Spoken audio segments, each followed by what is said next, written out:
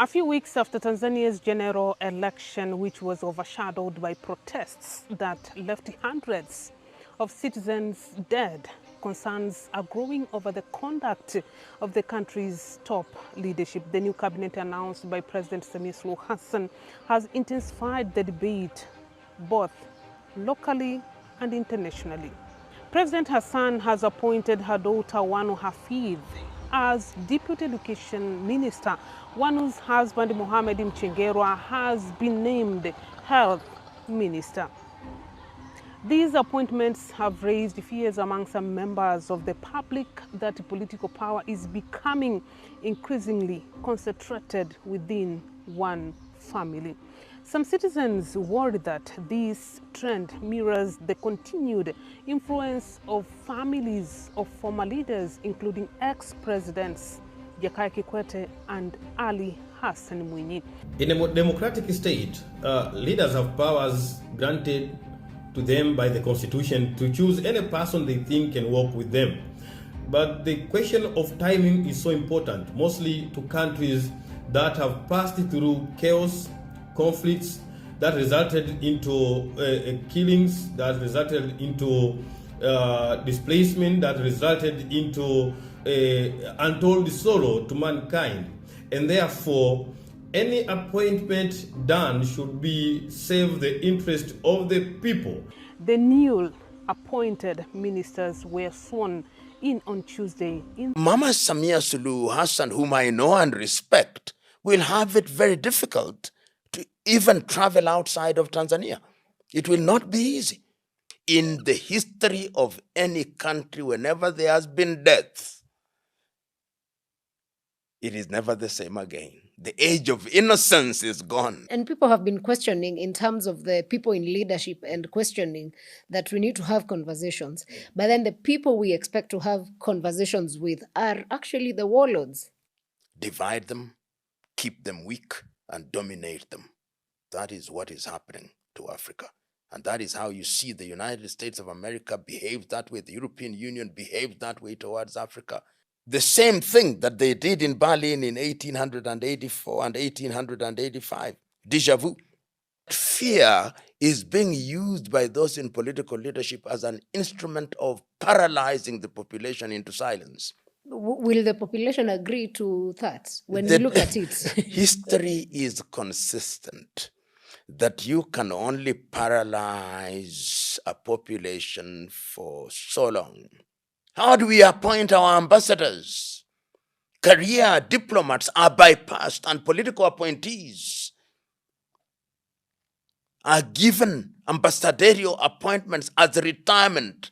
They have no idea what diplomacy is all about. Tanzania's former president Jakaya Kikwete's son, Ridhwani Kikwete, has also been appointed minister in President Suluhu Hassan's office. He will be in charge of public service management and good governance in the head of state's office. 46-year-old Ridhwani Kikwete is also a lawmaker of CCM party, representing the coastal constituency of Chalinze, located in Pwani region. President Suluhu Hassan, who was declared the winner of Tanzania's recent presidential election with nearly 98% of the vote, named 27 ministers and 29 deputy ministers in the reconstituted cabinet. 7 senior officials who served in the previous cabinet have been relieved of their duties. They include former Energy Minister Doto Biteko, his agriculture counterpart Hussein Bashe, and former Trade Minister Selemani Jaffo. In the new government, Hamis Musa Omar will take charge of the powerful finance ministry,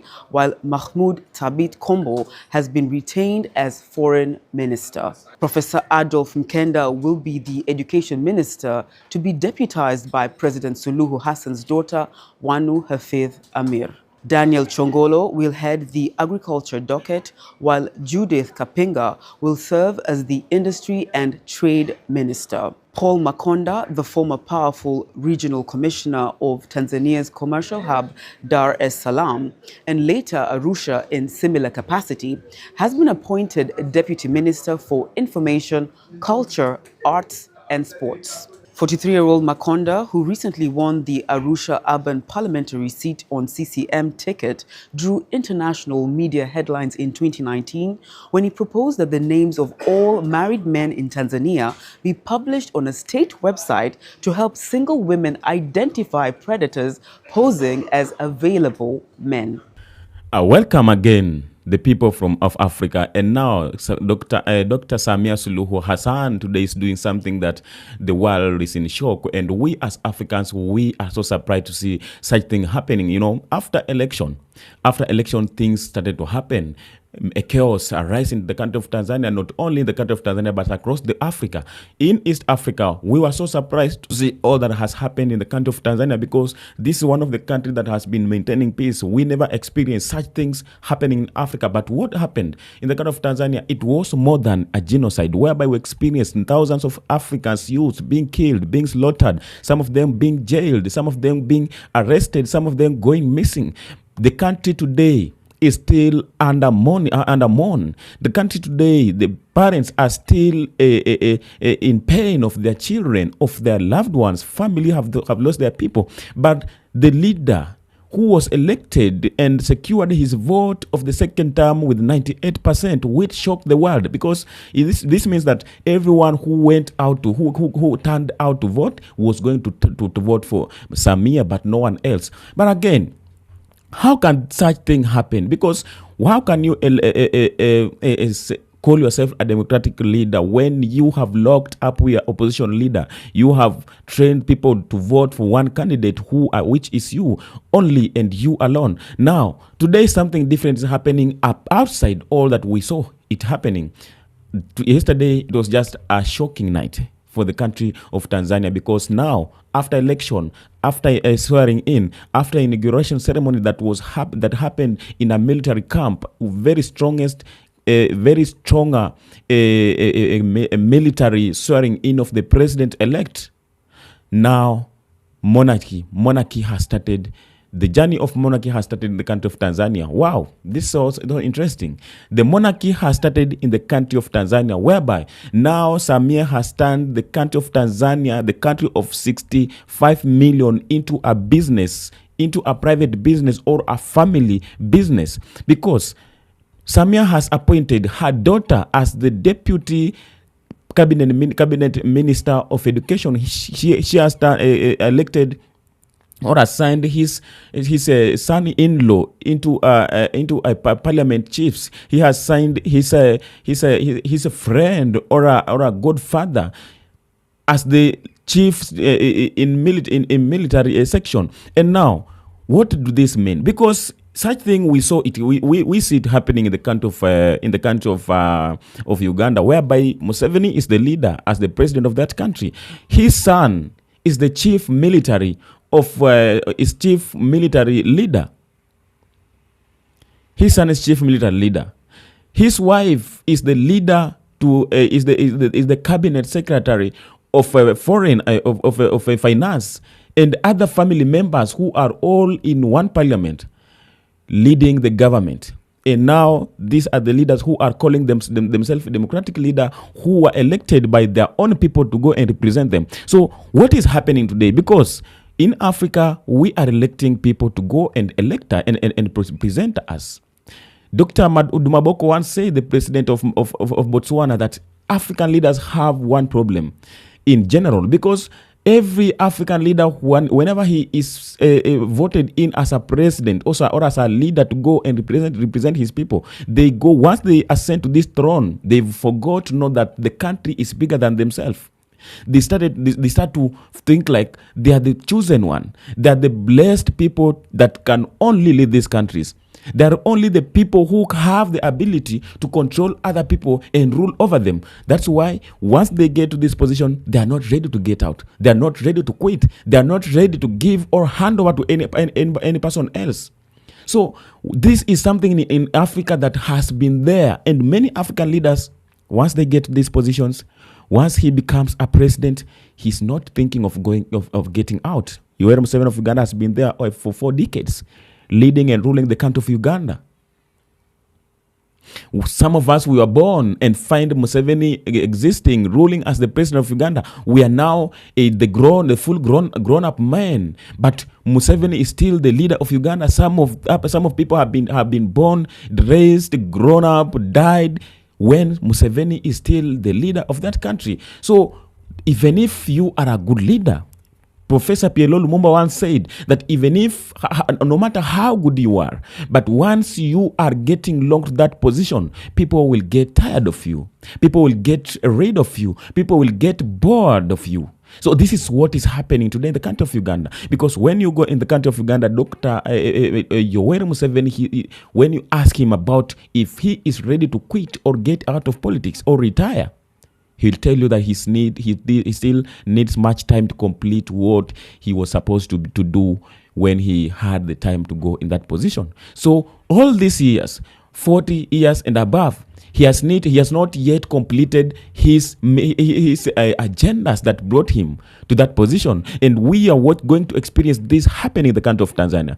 I thought that maybe as how people are responding, how people are reacting, how the world is watching things, how things are happening in the country of Tanzania, maybe this lady will have to think twice and maybe do the needful, do the necessarily, maybe come and call upon a dialogue with his citizens and the people that he was arrested, like a opposition leader, maybe to make peace, maybe to restore the peace in the country and to bring back everything that was destroyed. But he's only continued to do the worst. She has turned into a monster. She has turned into something else, but not a leader. Because the leader who had the vision over his people, the leader who had the vision towards the country that he's leading, he or she cannot do what some of the African leaders are doing. You cannot do this. You can't do this, what you are doing to your people. You cannot be a leader and taking the life of your people that you are supposed to be leading, that you are supposed to be controlling. You cannot be a leader when you are there supporting or being in the hand of the destruction of your country, the country that was built over years. You come to destroy it in a single day, and you call yourself a leader, a democratic leader, that you deserve respect. You deserve honor from other people. We cannot allow this.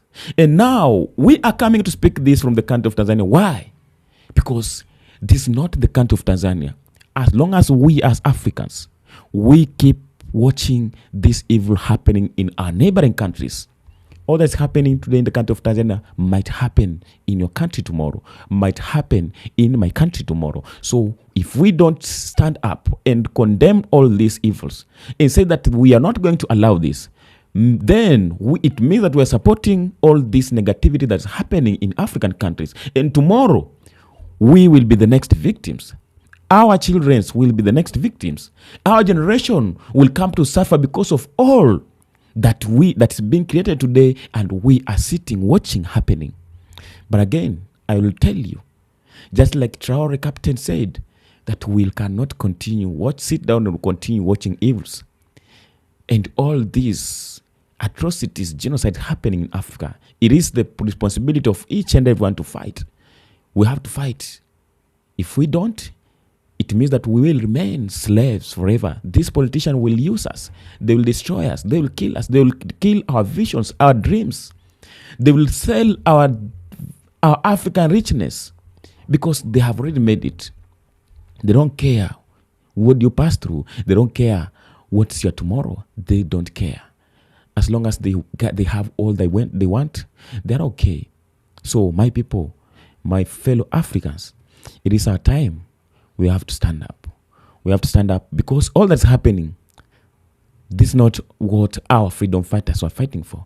This is not the Julius Kambarage Nyerere of Tanzania was fighting for. This is not Mwalimu Julius Nyerere was fighting for. This is not what Kwame Nkrumah was fighting for Africa. This is not Patrice Lumumba This is not what Patrice Lumumba was fighting for. So it's our time to take and eliminate all these greedy and evil African leaders who have no any agenda or a dream or idea of how to build Africa, but they keep on destroying.